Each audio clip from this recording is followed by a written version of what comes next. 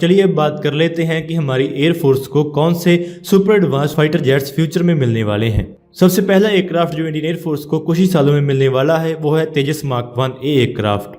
Indian air force तकरीबन 83 तेजस mark 1 ए aircraft खरीदने जा रही है। ये तेजस मार्क 1 एयरक्राफ्ट का एक एनहेंस्ड वेरिएंट है। इस एयरक्राफ्ट में तेजस मार्क 1 के फाइनल ऑपरेशनल क्लियरेंस वाले एयरक्राफ्ट के ऊपर भी बहुत सारी इंप्रूवमेंट्स की गई हैं। इस एयरक्राफ्ट में एक AESA रडार भी लगाया गया है, जिससे ये एयरक्राफ्ट बहुत ज़्यादा एडवांस एयरक्राफ्ट हो जाता है और ये एक ट्रू 4.5 जनरेशन एयरक्राफ्ट हो जाता है। इसमें डर्बी मिसाइल और ASRAAM मिसाइल जैसी मिसाइल्स इस्तेमाल की जाएंगी, जिससे ये एयरक्राफ्ट एक बहुत बढ़िया डॉग फाइटर एयरक्राफ्ट बन जाएगा। इसे इंडियन एयरफोर्स एक इंटरसेप्टर रोल में इस्तेमाल करेगी। इससे पहले इंडियन एयरफोर्स ने 40 तेजस मार्क 1 एयरक्राफ्ट खरीदे थे, जो कि फाइनल ऑपरेशनल कॉन्फ़िगरेशन वाले तेजस मार्क 1 एयरक्राफ्ट थे। लेकिन इंडियन एयरफोर्स ने इसमें भी बहुत सारी इंप्रूवमेंट्स करने के लिए कहा था, जो कि इस तेजस मार्क 1 एयरक्राफ्ट में की गई हैं, जिससे कि अब इंडियन एयरफोर्स इस्तेमाल करेगी। अगर इंडियन एयरफोर्स इस एयरक्राफ्ट के लिए अग्रीमेंट इस साल साइन कर लेती है तो इस एयरक्राफ्ट की डिलीवरी अगले 2 सालों में शुरू हो जाएंगी। इसके बाद जो एयरक्राफ्ट इंडियन एयरफोर्स को मिलने वाला है वो है तेजस मार्क 2 यानी कि मीडियम वेट फाइटर एयरक्राफ्ट। तेजस मार्क 2 के लिए डिटेल डिज़ाइन फेज शुरू कर दिया गया है। यह हमारे देश के लिए बनाया जाने वाला एक advance single engine fighter aircraft है। इस एयरक्राफ्ट की कॉन्फ़िगरेशन को फ्रीज कर दिया गया है और अब इसकी डिटेल डिज़ाइन एक्टिविटीज शुरू कर दी गई हैं, जिसके बाद इसका एक डिटेल डिज़ाइन फाइनलाइज कर लिया जाएगा। इंडियन एयरफोर्स इस एयरक्राफ्ट को मिराज 2000 जैगुआर और MiG-29 फाइटर जेट्स को रिप्लेस करने के लिए डेवलप कर रही है। इंडियन एयरफोर्स को एक फाइटर जेट की जरूरत थी जिसमें इंप्रूव्ड रेंज, एंड्योरेंस, लेथैलिटी और इंक्रीज्ड पेलोड कैरिंग कैपेसिटी हो। ये एयरक्राफ्ट एक मीडियम वेट कैटेगरी वाला एयरक्राफ्ट होगा और ये हैवी स्टैंड ऑफ वेपन्स को भी कैरी कर पाएगा।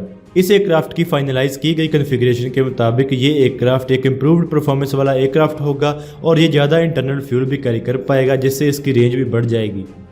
इम्प्रूव्ड एंड्योरेंस और रेंज के साथ ही इस एयरक्राफ्ट की मैक्सिमम टेक ऑफ वेट भी 17,500 किलोग्राम तक कर दिया जाएगा।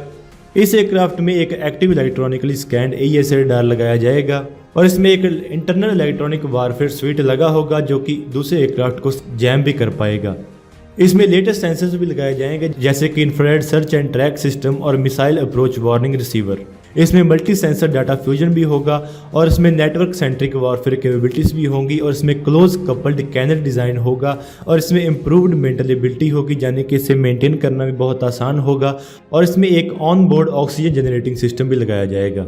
इस एयरक्राफ्ट की 14.6 मीटर की लेंथ होगी और इसका विंग स्पैन 8.50 मीटर्स का होगा और इसकी हाइट 4.56 मीटर की होगी और ये 9G तक की जी फोर्स को हैंडल कर पाएगा और इसकी मैक्सिमम स्पीड 1.8 मैक की होगी।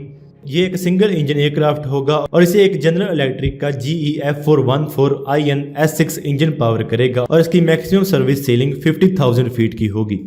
ये एयरक्राफ्ट हमारे देश में डेवलप की गई अस्त्रा मिसाइल को भी कैरी कर पाएगा और इसके साथ ही ये डर्बी मिसाइल जैसी मिसाइल्स को भी कैरी कर पाएगा और ये रशियन मिसाइल्स को भी कैरी कर पाएगा।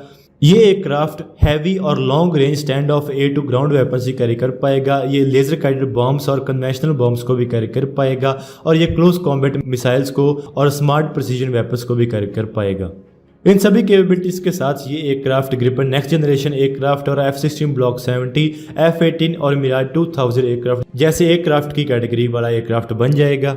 इसके बाद हम जिस एयरक्राफ्ट के बारे में बात करने वाले हैं उसके ऊपर इंडियन एयरफोर्स को बहुत ज़्यादा उम्मीदें हैं और हमारे देश के लोगों को भी बहुत ज़्यादा उम्मीदें हैं। वो है AMCA फाइटर एयरक्राफ्ट। AMCA एक advance medium wait combat aircraft है। ये एक स्टेल्थ एयरक्राफ्ट होगा और इसमें बहुत सारी एडवांस टेक्नोलॉजीज भी लगाई जाएंगी। ये एक स्टेल्थ एयरक्राफ्ट होगा, यानी कि ये दुश्मन की रडार की पकड़ में भी नहीं आएगा और ये बहुत तरह के मिशंस भी कर पाएगा। ये एक एयर सुपीरियरिटी रोल वाला एयरक्राफ्ट होगा जो कि बहुत तरह के मिशंस कर पाएगा। इसे इंडियन एयरफोर्स के एक फ्रंट लाइन फाइटर एयरक्राफ्ट के तौर पर डेवलप किया जा रहा है। HAL और ADA इस एयरक्राफ्ट को बनाने के लिए LCA प्रोग्राम से गेन किए गए एक्सपीरियंस का इस्तेमाल करेंगे। इस एयरक्राफ्ट में बहुत सारी एडवांस टेक्नोलॉजीज लगाई जाएंगी। इसमें एडवांस AESA रडार लगाए जाएंगे और इसके साथ ही अब इसके रडार क्रॉस सेक्शन को कम करने के लिए भी काम किया जा रहा है। ये एयरक्राफ्ट अपने अंदर यानी कि अपने इंटरनल वेपन बेस में वेपन्स को कैरी करेगा, जिससे कि इसकी स्ट्रेंथनेस और ज़्यादा बढ़ जाएगी। ये अनमैन्ड मोड में भी कैरी कर पाएगा, यानी कि इसमें ऐसे मोड्स भी होंगे जिसमें इसे उड़ने के लिए एक पायलट की जरूरत नहीं होगी। इसके साथ ही इस एयरक्राफ्ट में DRDO का एडवांस्ड कोलिजन अवॉइडेंस सिस्टम भी लगाया जाएगा, जिससे कि एयरक्राफ्ट में मौजूद पायलट के बेहोश होने की स्थिति में ये एयरक्राफ्ट खुद ब खुद अपने आप को लैंड कर लेगा और एक क्रैश होने से बच जाएगा।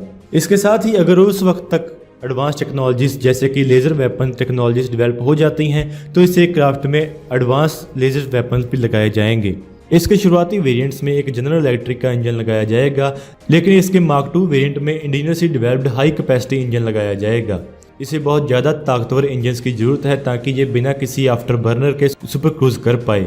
इसके साथ ही ये एयरक्राफ्ट हाईली मनूवरेबल भी होगा, यानी कि ये हवा में बहुत तरह के मनूवर्स कर पाएगा।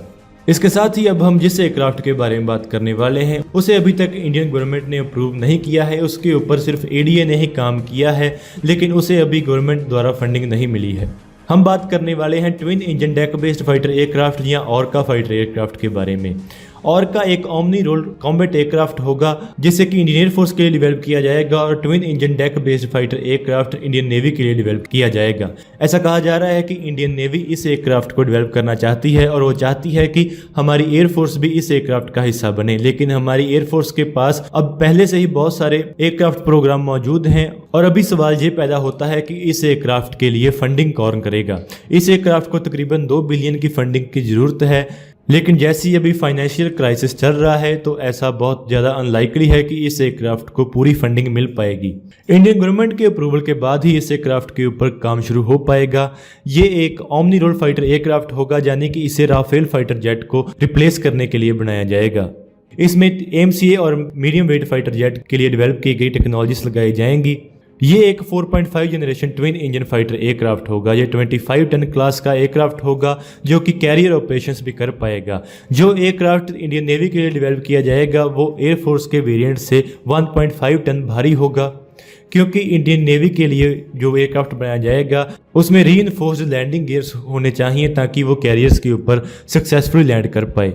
अगर ये एयरक्राफ्ट डेवलप किया जाता है तो ये इंडियन नेवी में MiG-29 के फाइटर जेट को रिप्लेस करेगा और इंडियन एयरफोर्स में राफेल फाइटर जेट जैसे एयरक्राफ्ट को रिप्लेस करेगा। इसके साथ ही हमारी एयरफोर्स को अगला future fighter aircraft MMRCA 2.0 competition से मिलेगा। MMRCA कंपटीशन में बहुत सारे एयरक्राफ्ट compete कर रहे हैं। इसमें रशिया के Sukhoi 35 और MiG-35 एयरक्राफ्ट, रिजॉल्ट का Rafale aircraft, Eurofighter Typhoon, America का F-21 फाइटर जेट और F-18 फाइटर जेट और साहब का ग्रिपन एयरक्राफ्ट compete कर रहे हैं। अभी इंडियन एयरफोर्स इन एयरक्राफ्ट को एवेल्युएट करेगी और ये फैसला करेगी कि वो इन एयरक्राफ्ट को खरीदना चाहती है या नहीं। अभी तक जो प्लान है उसमें 114 फाइटर जेट इस कंपटीशन में खरीदे जाएंगे, लेकिन जो हमारी फाइनेंशियल कंडीशन है उससे ये लगता है कि हमारा देश स्टैगर्ड परचेजेस करेगा, यानी कि छोटे छोटे बैचेस में इन एयरक्राफ्ट को खरीदा जाएगा।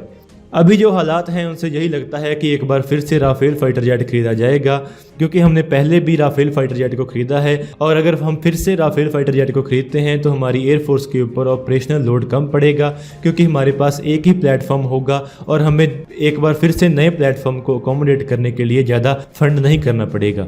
इसके साथ ही हमारे एयरक्राफ्ट के लिए जो फ्यूचर एयरक्राफ्ट होगा वो होगा सुपर सुखोई अपग्रेड वाला Sukhoi 30 MK aircraft. Super Sukhoi upgrade में इस एयरक्राफ्ट के एवियोनिक्स और वेपन सिस्टम्स को अपग्रेड किया जाएगा।